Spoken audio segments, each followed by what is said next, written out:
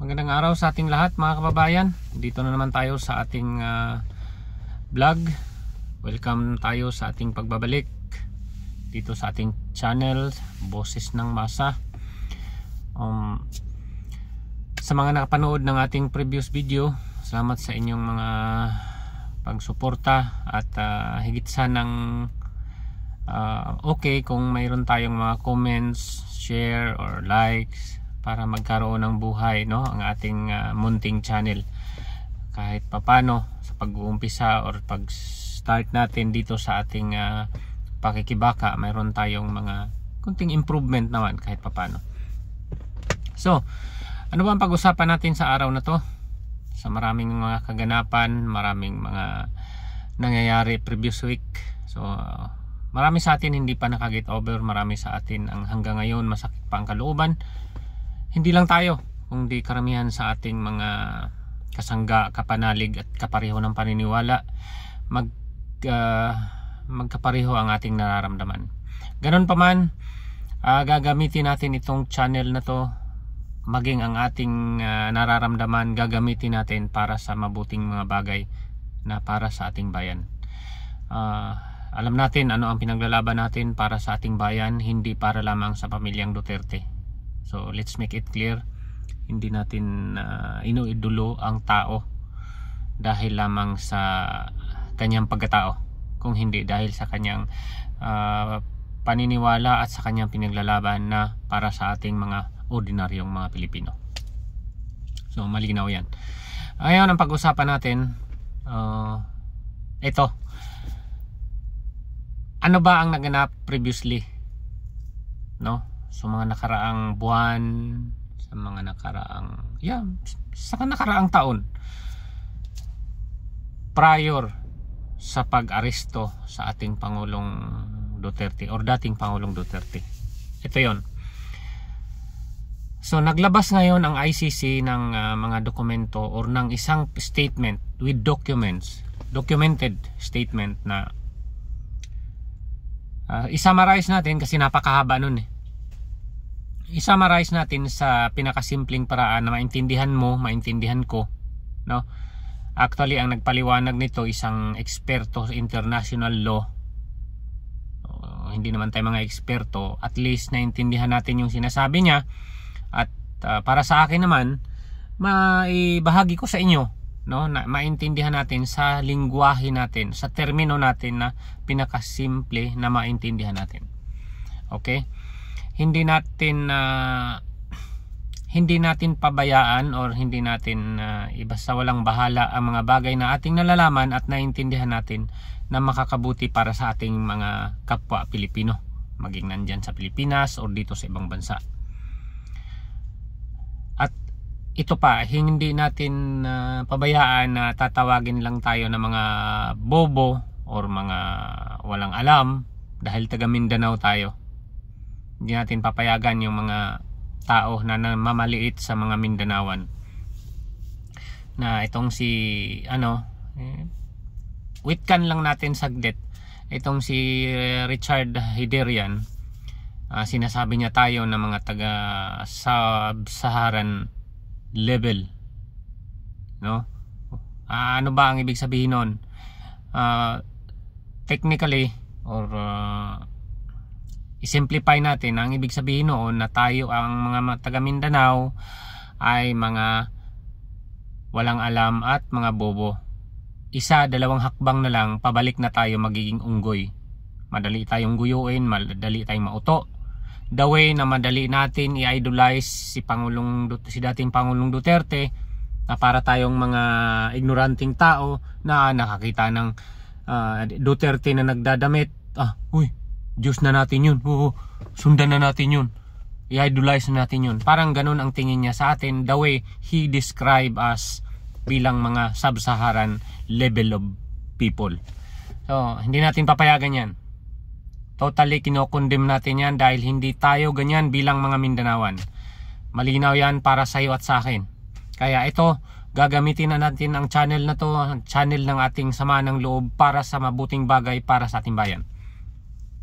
So balikan natin, ano ba ang naganap na mga ilang buwan nung nakaraang mga buwan na bago pa man nagkaroon ng aresto o bago pa man aresto ang ating dating Pangulong Duterte. So base doon sa inilabas na dokumento doon sa website mismo ng ICC, so tiningnan ko, binasa ko, napakahaba. Ang dami doong mga bagay-bagay na hindi natin lahat maikwento dito, no? So doon tayo sa pinaka-importanting part. Ito, at dapat nating tandaan. Noon pa palang last quarter, somewhere, somehow in November, nagkaroon na pala ng koordinasyon ang gobyerno ng Pilipinas at ang ICC, no? So that time din nakikita or naririnig natin ang gobyerno, ang mga pronunciation nila na handa kuno silang makipagtulungan sa ICC through Interpol. 'Di ba? Dumating mga point na ganyan na ang mga salitaan nila, 'di ba? Whereas noon ayaw nilang makipag-coordinate, ayaw nilang makipagtulungan dahil keso walang jurisdiction, keso hindi nila bigay si dating Pangulong Duterte sa ibang mga lahi, sa mga banyaga para sa ganito ganyan. Ganyan sila, 'di ba? So nagtaka tayo na may mga pronunciation sila ng November na gano'n na handa ng ganito ganyan. And as early as January, inulit pa nila ulit na as long as nang makipag ugnayan ang ICC sa Interpol, so wala na tayong magagawa. Ganyan ang pronunciation nila, na wala na tayong magagawa kundi makipag-cooperate or makipagtulungan na, kasi obligasyon natin ganito ganyan sa Interpol, ganito ganyan, 'di ba? And then last few days ago, sinabi ni mambubudol nating Pangulo na wala akong it has nothing to do with me, no? Hindi daw yun political persecution, wala daw siyang kinalaman, yung mga salitaang hugas kamay, di ba? Sinasabi niya na kailangan makipag tulungan sa Interpol dahil mayroon tayong obligasyon, mayroon tayong diplomatic obligasyon sa kanila, dahil tayo ay kailangan din natin sila. Ang tulong nila the moment na mayroon tayong mga fugitive na nasa ibang bansa. Ganyan ang mga paikot-ikot ng mga sinasabi nila, as if na mga abno tayo na nakikinig sa kanya, diba? Ganyan ka pangmaliit ang ginawa nila sa atin, ganyan ka pambubudol ang ginawa nila sa atin. So ano ba ang bottom line nito? Sinasabi ko ito dahil base doon sa dokumento, pinaliwanag doon na as early as last quarter ng 2024 at as early as January, mayroon na silang hindi lang isa, dalawang komunikasyon, proper coordination. At ang pinakamalala dito, itong gobyerno natin, itong si Marcos particularly, itong Pangulo natin, ang nagsuggest na idaan sa ICC o idaan ng ICC sa Interpol ang warrant of arrest para what? Para magkaroon sila ng mga kesong paliwanag, kesong alibay, no? Kung ano man ang magiging statement nila sa panahon na arestuhin na ang ating dating Pangulong Duterte. So malinaw na sila ang nagsuggest sa ICC na idaan sa Interpol. At sinasabi nitong bangag nating Pangulo na sumunod lang sila sa Interpol or sa diplomatic relationship nila na kailangang sumunod tayo sa Interpol. Gago! Ikaw ang nagsuggest, sasabihin mo na sumunod ka lang? 'Di ba? Klaro na panggagago sa atin, lalo na sa mga tao, lalo na sa mamamayang Pilipino na sumusuporta sa ating dating Pangulong Duterte. Sasabihin mo sa amin yan? Ngayon ang ICC na mismo nagsasabi na ikaw ang nagsuggest at ikaw ang nagkanulo, di ba? Gihalad nimo. Bakit? Tanong na namin bakit?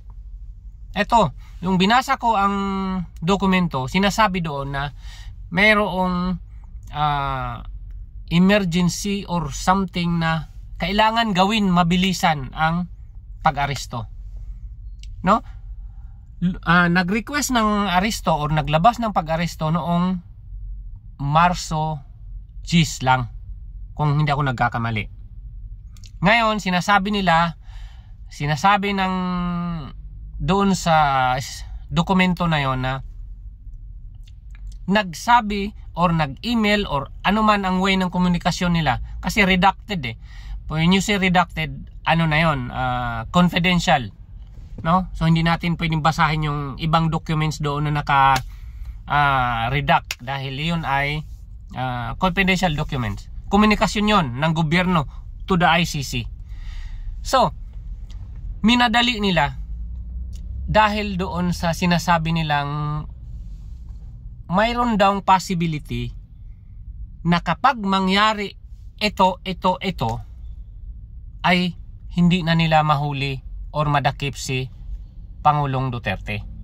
Meron doong naka-confidential na mga reason na hulihin niyo, kung sa salita pa natin na kailangan nyo nang hulihin o kailangan nyo nang dakpin itong si Rodrigo Duterte. Dahil kapag mangyari itong mga bagay na to, maaring hindi nyo na siya or wala nang tsansa kayong madakip siya. Ngayon, naging interesado tayo doon sa mga reason na yon. Kaso, wala tayong access dahil yun ay government email, government communication from the Philippine government to the ICC. So, magkaroon tayo ng espekulasyon, magkaroon tayo ng duda. Ano ba yun? Ano ba yung sinasabi nila na hulihin niyo na si Duterte dahil baka mangyari ito at mangyari yan, hindi niyo na siya mahuli? Ano ba yun? Ano ba yung sinasabi nila na yun? Well, para sa akin, ito, opinion ko lang naman to.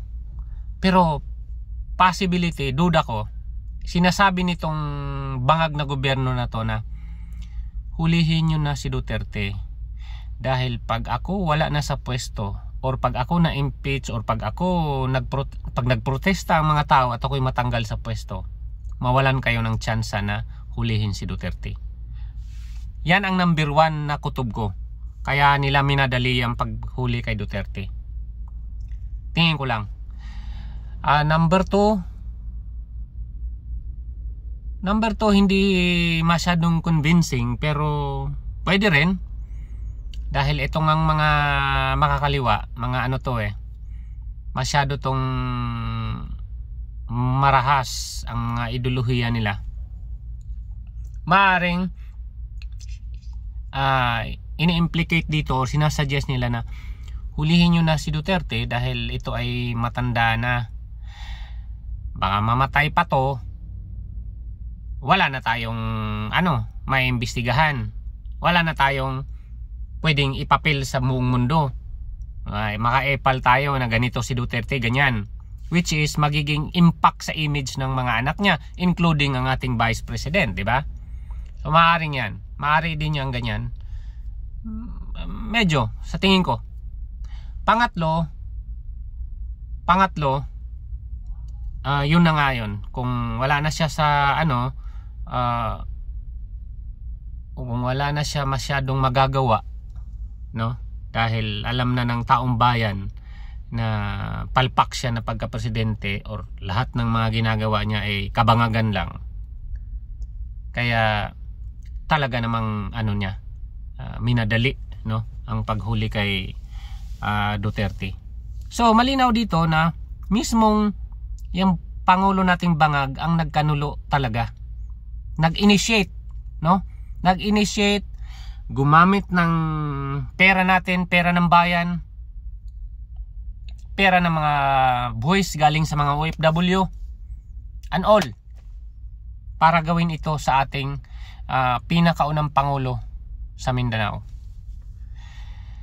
Malinaw na panggagago, malinaw na pambubudol. So sa tingin niyo ba, comment kayo sa baba, yan pa ba ang ating dapat paniniwalaan na mga pahayag niya, pag-govern niya sa ating bayan? Yan pa ba ay dapat suportahan pa natin? Sa tingin ko, kung ako, as in zero. Hindi zero lang sa kanya, kung hindi pati ang mga alyansa ng mga alkansyang way buot, yung mga hanggang ngayon wala, hindi umiimik. Kung meron man, napaka-slight, hindi umiimik na mga niya, mga kandidato niya. 12 kuno na mga batikan, pero 12 na mga unggoy lang din niya pagdating ng araw. Kaya tayo, lalo na itong mga Mindanaoan particular, hindi dahil sa gusto nating magkawatak-watak ang Pilipinas, kung hindi, sinasabi ko to dahil ito ay very specific sa Mindanaoan, dahil siya ang una nating presidente sa Mindanao, siya ang ating nakitaan ng pinakamagaling na pamamahala in the history. Dapat tayong mamulat na. Ikaw, kung wala kang kamag-anak, or imposible naman wala kang kamag-anak na taga Mindanao, or what I mean is mga pamangkin, anak, kapatid, yung mga tao na hindi nila alam, maaari pwede kang magiging liwanag nila sa mga panahon na to, kung sino dapat talaga ang ating piliin, sino dapat talaga ang ating suportahan, hindi para lamang sa atin ngayon, kung hindi para sa ating kinabukasan, lalo na sa ating mga kabataan, mga anak, apo, dahil pagdating ng araw, magiging history na hindi lang tayo, kung hindi pati itong mga pangyayari ngayon. So hindi man tayo perfecto, pero at least magawa natin ang ating part bilang mga nakakatanda, na maibahagi natin sa ating mga kababayan na hindi nila alam ang mga kaganapan. Wala silang internet, wala silang social media or whatever, hindi tayo magaya nung kapanahunan na hindi pa madali ang komunikasyon, na madali tayong mapaniwala sa mga mainstream media, sa mali-mali nilang mga panliling lang, Remember na 20% sa Pilipinas, sa population sa Pilipinas, 20% approximately yung mga elite na mga yan na hawak nila ang nasa gobyerno, or else nasa katungkulan sa gobyerno, mga nasa media, mainstream media, sila ang nasa puder, kumbaga. 20% na yan. Hindi yan ang buong what I mean is ang 80% na, which is tayo, na mga mahihirap, middle class family, nasa ibang bansa, nag-OFW na lang dahil sa kahirapan ng buhay sa Pilipinas. Tayo na nasa 80% mas nakakaalam anuman ang dapat sa ating mga kinabukasan. Hindi sa pang sarili lang natin, kung hindi sa pamumuno mismo dyan sa Pilipinas. Tayo ang nakakaalam. Ito na yung panahon natin na mamulat at imulat natin kung sino man ang ating mga kapatid, dyan sa Pilipinas, na mamulat sila na ginagago na tayo sa ating gobyerno ngayon. Hindi lang sapat na makailang beses na tayong binudol, pero hanggang ngayon patuloy ang kanilang panggagago at panggagamit sa mga resources ng pamahalaan para tayo ay gisahin sa sarili nating mantika. Paulit-ulit sinasabi ko sa inyo, nung pinadala si Duterte, ginamit ang ating salapi, mga taxes ninyo, taxes ng mga OFW, buwis, para gawin yun sa ating pinakamamahal na Pangulo. Napakasakit dahil naging bahagi tayo pamamagitan ng pera na yun, pero at least dito babawi tayo. Paglaban natin isiwalat natin ano man ang ating mga nalalaman para mamulat ang taong bayan. At magsisimula yan hindi sa kanino man, sa iyo, sa akin, sa ating mga kapatid, kapamilya na hopefully inshallah naniniwala sa atin at may pag-asa tayo na gawing mabuti o gawing tama ang anumang mga maling nangyayari sa ating bayan ngayon. So hanggang sa muli, maraming salamat sa inyong pakikinig at sa pagpahiram ninyo ng 20 minutes or more sa inyong time na makapakinggan ako. Ito man ay para sa ating mahal na Pilipinas. Maraming salamat. God bless. Mabuhay tayong lahat.